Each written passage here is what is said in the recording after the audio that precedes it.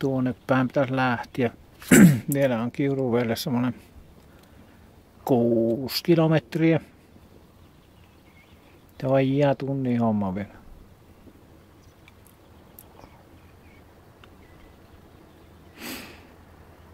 Onneksi viileni ilma, että on niin paljon nestettä. Pysähtyä on pitää.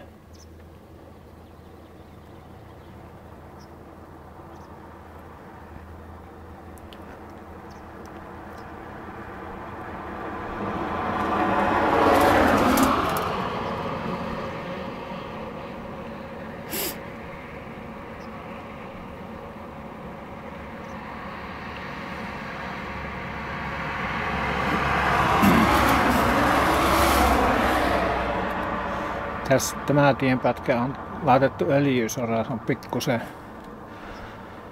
karkeampaa luistella ja sitten on tuota irtohiekkaa tuossa. En ole vielä kuitenkaan yrittänyt lentää nurin.